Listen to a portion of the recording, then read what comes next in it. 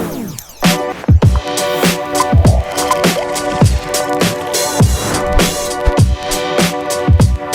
আমাদের ভেক্টর চ্যাপ্টারের নদী নৌকা সম্পর্কিত সমস্যাগুলির টাইপ নিয়ে আলোচনা করব। আজকে আমরা আলোচনা করব 2 নাম্বার টাইপ। 2 নাম্বার টাইপটা কি? 2 নাম্বার টাইপটা হচ্ছে যে স্রোতের বেগ, আমরা স্রোতের বেগ ও নৌকার বেগের মধ্যবর্তী কোণ 90 ডিগ্রি থেকে কম হলে তো এমন টাইপের ক্ষেত্রে কেমন কোশ্চেনগুলো আসে এবং সিনারিওটা কেমন হয়। আমরা জানি স্রোতের বেগ কি, স্রোতের বেগকে ইউ ধরি আর নৌকার বেগকে ভি ধরি।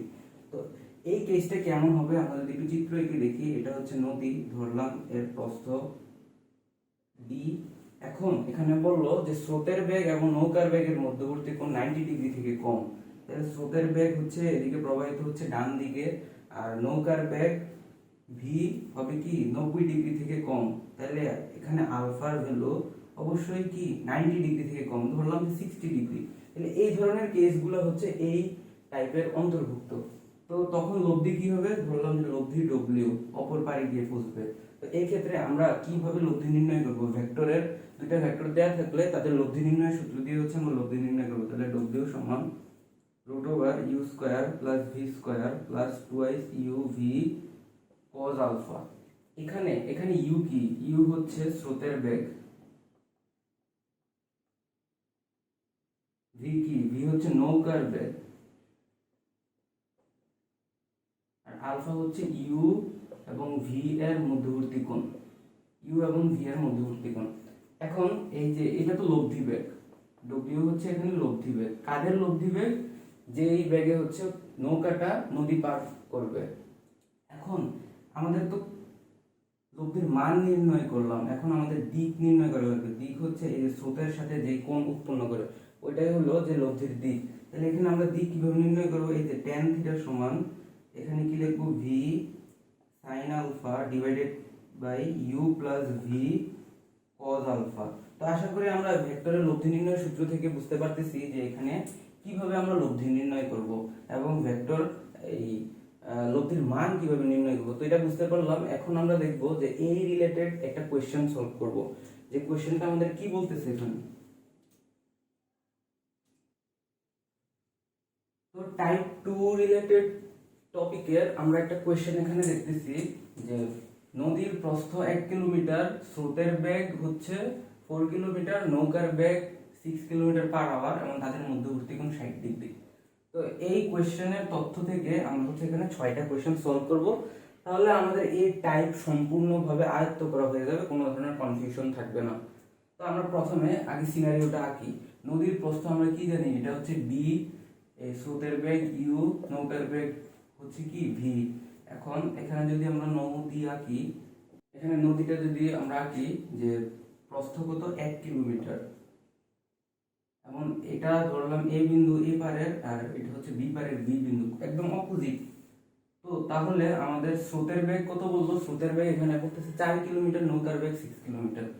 স্রোতের বেগ হচ্ছে 4 কিলোমিটার পার আওয়ার, আর নৌকার বেগ কত ডিগ্রি কোণে? 60 ডিগ্রি কোণে, ভি সমান কত 6 কিলোমিটার পার আওয়ার, এবং তাদের মধ্যবর্তী কোণ হচ্ছে 60 ডিগ্রি। তো এখন প্রথম কোশ্চেনে আমাদের কি বলতেছে যে লব্ধি বেগের মান কত।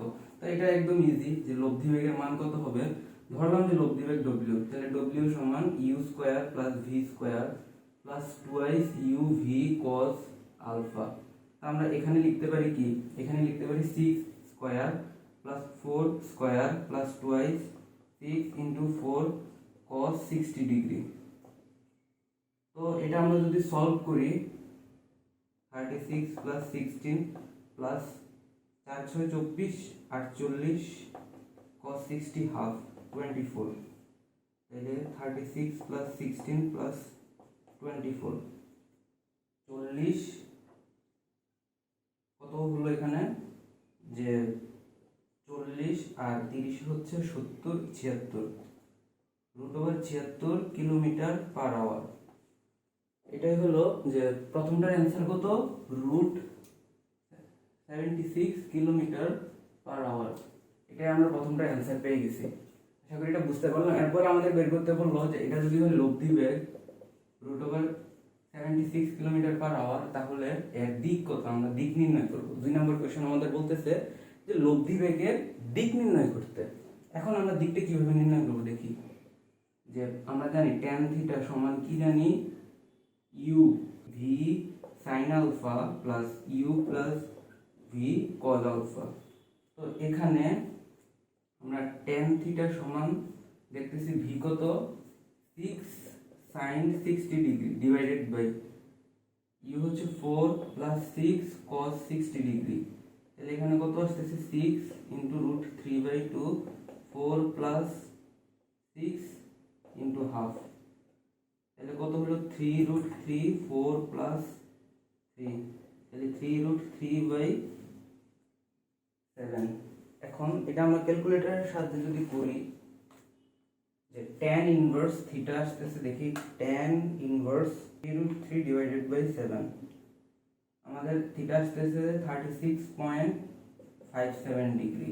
তার মানে আমার এখানে লব্ধি বেগের দিক হবে যে পারের সাথে অথবা স্রোতের সাথে এত ডিগ্রি কোণে চলতেছে বা যাচ্ছে লব্ধি বেগ, এত লব্ধি বেগ। বিপরীত পারে কোথায় গিয়ে পৌঁছবে, এটা খুবই একটা ইম্পর্টেন্ট কোয়েশ্চেন। বিপরীত পারে নৌকাটা কোথায় গিয়ে পৌঁছবে, আমরা এটা মুছে আবার রিড্র করি। ধরি যে এ বিন্দু থেকে যাত্রা করে একদম বিপরীত বি বিন্দুতে এখানে লব্ধি বেগে গেল, এটা ভি, এটা ইউ, এটা থিটা। তো বিপরীত বিন্দু সি তে গিয়ে পৌঁছে এলো। বিপরীত পারে কোথায় গিয়ে পৌঁছবে, তো সি বিন্দুতে পৌঁছবে। এখন সি বিন্দুর দূরত্ব বিসি, আমরা দূরত্বটা বের করবো। তো বলবো যে এই এখান থেকে এতটুকু দূরত্বে গিয়ে পৌঁছায়, পার বরাবর এতটুকু দূরত্ব অতিক্রম করে এবং আনুভূমিক এবং উলম্ব বরাবর অতটুকু দূরত্ব অতিক্রম করে, ওইটা আমরা বলবো। তো এখন বিপরীত পারে সি বিন্দুতে গিয়ে পৌঁছাবে। এখন সি বিন্দু এই যে এতটুকু দূরত্বটা আমরা বের করব, ধরলাম বিসি হচ্ছে এক্স, এটাই হলো যে পার বরাবর দূরত্ব।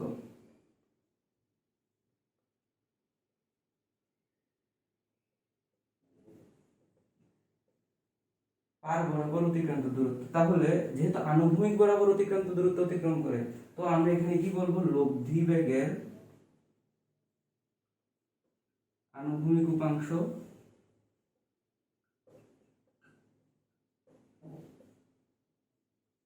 ইনটু সময়, সম্পূর্ণ সময়। তাহলে এখন আমরা সময় নির্ণয় করতে হবে, সময় এবং লব্ধি বেগের আনুভূমিক উপাংশ আমরা এখন নির্ণয় করব।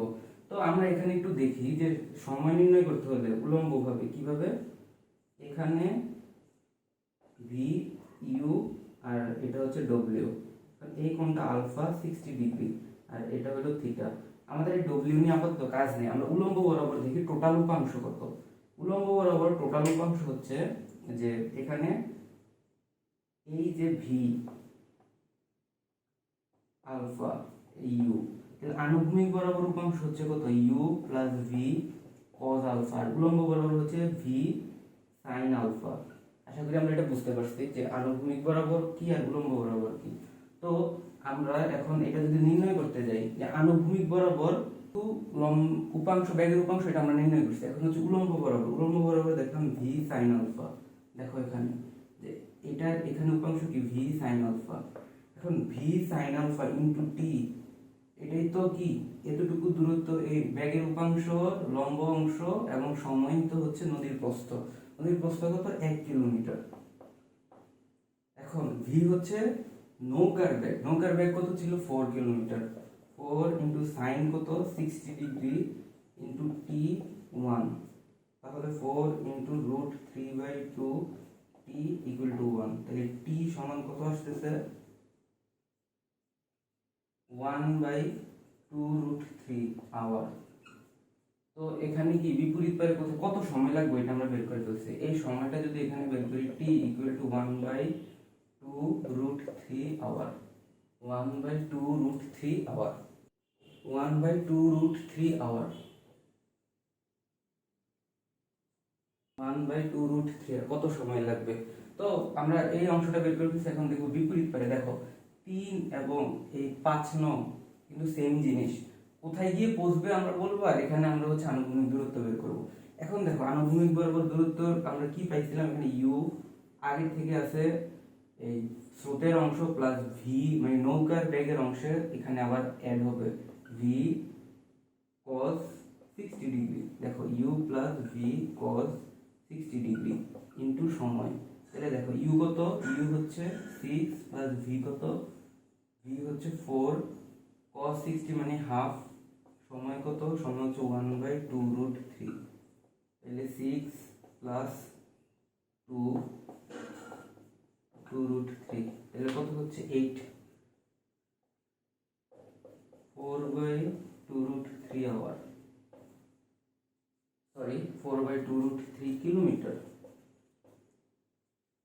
তো এখন আমরা বলবো যে সি বিন্দুতে গিয়ে পৌঁছবে ওইখানে আনুভূমিক বরাবর 4/√3 কিলোমিটার দূরত্ব অতিক্রম করে। তাহলে পার বরাবর কতটুকু দূরত্ব অতিক্রম করে, 4/√3 কিলোমিটার। আর এখানে বলবো সি বিন্দুতে গিয়ে পৌঁছায় যেখানে বিসি 4/√3 কিলোমিটার। এখন এখন আমরা নির্ণয় করব যে প্রকৃত দূরত্ব কত, মানে কতটুকু দূরত্ব অতিক্রম করে আসলে, যে সে এই বরাবর গিয়ে কতটুকু দূরত্ব, সে কি নদীর প্রস্থ বরাবর অতিক্রম করছে দূরত্ব, না, সে হচ্ছে এই লব্ধি বেগে যাওয়ার ফলে যতটুকু দূরত্ব অতিক্রম করে। তো এখন আমরা প্রকৃত দূরত্ব বের করব কার, নৌকার। প্রকৃত দূরত্ব হচ্ছে লব্ধি বেগ ইন্টু প্রয়োজনীয় সময়। তাহলে লব্ধি বেগ কত, √78 কিলোমিটার ইন্টু সময়। সময় কত, সময় আমাদের আসলো যে 1/2√3। এখন এটা হিসাব করলে যা আসবে তাই হচ্ছে প্রকৃত দূরত্ব কিলোমিটার। আমরা একটু হিসাব করে দেখি। √78 ইন্টু 1/2√3, এখানে আসতেছে 2.5495 কিলোমিটার। এখন আমরা এটা আরেকভাবে করে দেখতে পারি। দেখো এখানে এক্স বরাবর কত আসলো, 4/√3 কিলোমিটার, আর এখানে প্রস্থ বরাবর আছে কত, প্রস্থ বরাবর আছে 1 কিলোমিটার। তাহলে প্রকৃত দূরত্ব আমরা ধরলাম ডি। তাহলে ডি সমান কি লিখতে পারি, দেখো এটা সমকোণী ত্রিভুজ হয়ে গেছে, তার মানে 1 square plus 4/√3 square whole square. এখান থেকে যদি আমরা পাই, ক্যালকুলেটর দিয়ে যদি হিসাব করি, 4/√3 স্কয়ার প্লাস 1 রুট অ্যান্সার। দেখো আমরা কিন্তু একদম 2.51 প্রায় সেম পেয়ে গেছি, একটু বেশ কম হয়েছে, এটা এনাফ। 2.5, এটাও 2.5 কিলোমিটার। তো আমরা প্রকৃত দূরত্ব পেয়ে গেলাম 2.5 কিলোমিটার। আশা করি আমরা এই টপিকটা সম্পূর্ণ বুঝতে পারছি, যে আমাদের এখানে কোনো বোঝাতে সমস্যা হইতেছে না। আমরা নেক্সট এই টপিকেরই নেক্সট আরো কয়েকটা কোয়েশ্চেন সলভ করব, দেন আমরা বুঝতে পারবো যে এই টপিক থেকে কিরকম টাইপের কোয়েশ্চেন আসতে পারে। আমাদের এখন কোয়েশ্চেনটা হলো যে নদীতে স্রোতের বেগ 1 কিলোমিটার পার আওয়ার, স্রোতের সাথে 30 ডিগ্রি কোণে 3 কিলোমিটার পাওয়ার বেগে একটি নৌকা চলছে। নদীর চওড়া হচ্ছে 0.5 কিলোমিটার, মানে 500 মিটার। চওড়া হলে অপর পারে পৌঁছাতে নৌকাটার কত সময় লাগবে। এখন এটা আমরা নির্ণয় করব। দেখি যে আগে ফিগার আউট করি। এ বিন্দু থেকে বি বিন্দুতে একদম অপোজিট আর কি, দুই পার বুঝাইলাম যে এখান থেকে রওনা দিচ্ছে 30 ডিগ্রি মানে স্রোতের সাথে, স্রোত ইউ কত, ইউ হচ্ছে 1 কিলোমিটার পার আওয়ার, স্রোতের সাথে 30 ডিগ্রি কোণে কত বেগে, 3 কিলোমিটার পার আওয়ার বেগে রওনা দিতেছে। নদীর প্রস্থ কত, হাফ কিলোমিটার। অপর পারে পৌঁছাতে কত সময় লাগবে, দেখো এটা আমরা কিভাবে করি, অপর পারে পৌঁছাতে কত সময় লাগবে। এখন এই ভেক্টর দুইটাকে, এই যে দুইটা ব্যাক ভেক্টর, এদেরকে আমরা উলম্ব আর আনুভূমিক উপাংশে ভাগ করি। দেখো দুইটা ভেক্টর আছে এখানে, এটা ভি, এটা ইউ। এখানে কি কত ডিগ্রি, 30 ডিগ্রি। এখন দেখো ধরলাম যে এক্স অক্ষ বরাবর মোট উপাংশ, এক্স অক্ষ বরাবর কি আছে, ইউ আছে, ইউ এর সম্পূর্ণ উপাংশ আছে। দেখো তাহলে এখানে লিখতে পারি যে ইউ, আমরা যদি লম্ব অক্ষ উপপাদ্য প্রয়োগ করি, U cos 0 degree, U cos 0 degree plus V কি V sine V U cos 0 degree plus V cos 30 degree, এখানে কি U plus V cos 30 degree. Y অক্ষ বরাবর যদি আমরা দেখি, দেখো ইউ সাইন 0 ডিগ্রি, ঠিক আছে, যে উৎপন্ন কোণ কিন্তু 0 degree plus V sine 30 degree, এখানে কি আসতেছে 0 প্লাস ভি সাইন 30 ডিগ্রি। তার মানে এখানে হচ্ছে U plus V cos 30 degree X অক্ষ বরাবর, আর এখানে কি যে ভি সাইন 30 ডিগ্রি। তাহলে দেখো যে প্রস্থ বরাবর আমাদের দূরত্ব দেয়া আছে, বা এখানে হচ্ছে মানটা দেয়া আছে যে এত কিলোমিটার, তাহলে প্রস্থ বরাবর আমরা উপাংশ নিয়ে কাজ করি, তো এখানে লিখতে পারি যে half kilometre equal to V sine 30 degree into T. এটাই তো প্রয়োজনীয় সময়, টোটাল সময় কতটুকু লাগবে পার হইতে। একই সাথে সে পার বরাবর এবং আনুভূমিক বরাবর দুই দূরত্ব অতিক্রম করবে, মানে প্রস্থ বরাবর এবং আনুভূমিক বরাবর দুই ভাবে হচ্ছে নৌকাটি দূরত্ব অতিক্রম করবে। তাহলে আমরা লিখতে পারি হাফ ইকুয়াল টু ভি কত, এখানে ভি হচ্ছে নৌকার বেগ 3 ইন্টু হাফ ইন্টু টি। তাহলে টি আসতেছে কি, দেখো 2 2 কাটা গেল 1/3 আওয়ার, তার মানে হচ্ছে 0.33 আওয়ার। এটাই হলো এই কোয়েশ্চেনের অ্যান্সার। আশা করি এই কোয়েশ্চেনটা একদম ইজি ছিল, 0.33 আওয়ার, এটা তোমরা বুঝতে পারছো। একদম ইজি ভাবে হচ্ছে আমরা সলিউশন করলাম, কোনো ধরনের জটিলতা নেই। আমরা পরবর্তী কোয়েশ্চেনটা দেখি। এখনের কোয়েশ্চেনটা খুবই ইন্টারেস্টিং একটা কোয়েশ্চেন, যে একটা নদী যার প্রস্থ হচ্ছে 220 মিটার, নদীর প্রস্থ। তো কি হলো যে এক পারে এ পারে হচ্ছে পুলিশ চোর দেখতে পেল যে বি পারে চোর। তো চোর যখন পুলিশকে দেখতে পেল তখন সে সমবেগে দৌড়ানো শুরু করলো ডান দিকে। তো পুলিশ কি করলো যে স্রোতের সাথে 60 ডিগ্রি কোণে 5 মিটার পার সেকেন্ড বেগে নৌকা নিয়ে রওনা হলো। তো এখন কোয়েশ্চেনটা হলো যে স্রোতের বেগ 4 মিটার পার সেকেন্ড বেগে প্রবাহিত হচ্ছে, নৌকার বেগ 5 মিটার পার সেকেন্ড বেগে প্রবাহিত হচ্ছে। পুলিশ যদি চোরকে ধরতে পারে তাহলে চোরের বেগ কত ছিল? কোয়েশ্চেনটা খুবই ইন্টারেস্টিং। তুমি একটা জিনিস দেখো যে তাদের লব্ধি বেগে হচ্ছে যাবে, লব্ধি বেগে যাবে।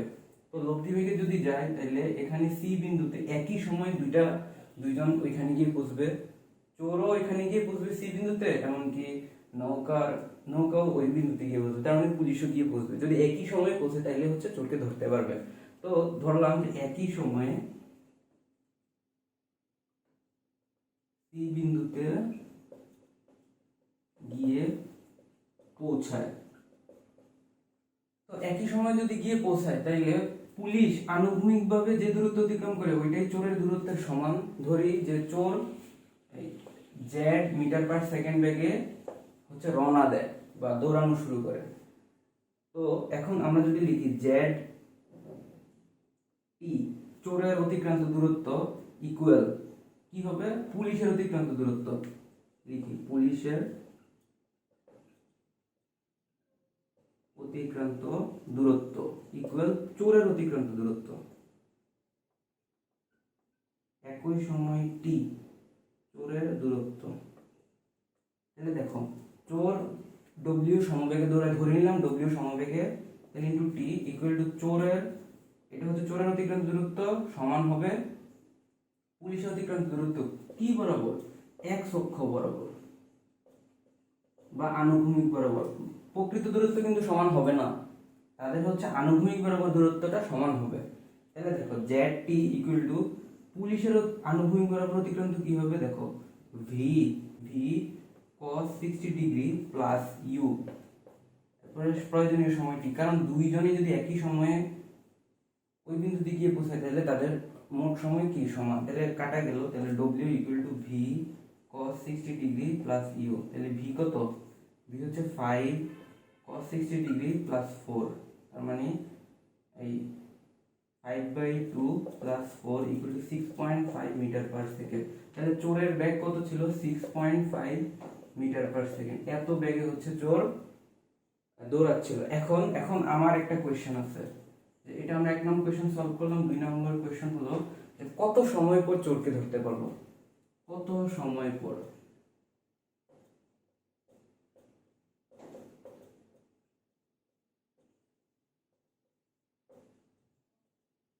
তাহলে আমরা প্রয়োজনীয় সময়টাও বের করে ফেলি যে কত সময় পর ওরা মানে চোরকে ধরতে সমর্থ হলো। তাহলে দেখো চোরের ব্যাগটাকে যদি আমরা এখানে লিখে ফেলি তাহলে এখানে কি বের হচ্ছে, বা চোরের ব্যাগও আমাদের লেখার প্রয়োজন নাই, আমরা হচ্ছে এখান থেকে এই ইনফরমেশন থেকে হচ্ছে বের করে ফেলি যে ব্যাগের উলম্ব উপাংশ কত ভি।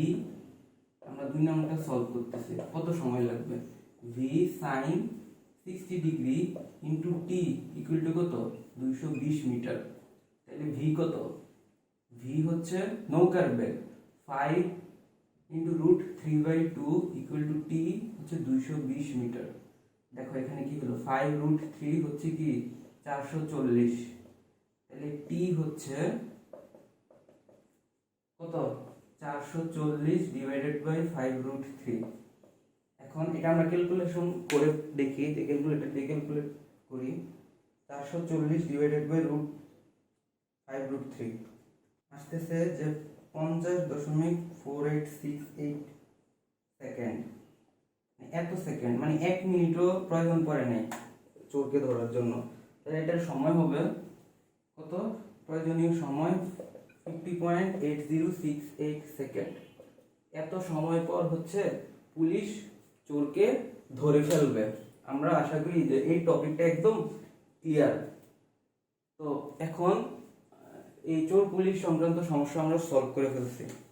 তো আমাদের টাইপ 2 রিলেটেড সম্পর্কিত যত কোয়েশ্চেন আছে, যত টাইপের কোয়েশ্চেন সম্ভব হতে পারে সকল কোয়েশ্চেন কিন্তু আমরা সলভ করে ফেলছি। আশা করি তোমাদের এটা বুঝতে সমস্যা নাই। যদি কোনো কোয়েশ্চেন থাকে বা বুঝতে সমস্যা হয় তোমরা হচ্ছে এই ভিডিওর কমেন্ট সেকশনে জানাইতে পারো, আমরা সলভ করে দেওয়ার ট্রাই করব অবশ্যই। তা আজকে এতটুকু পর্যন্তই, পরবর্তী টপিকে দেখা হবে।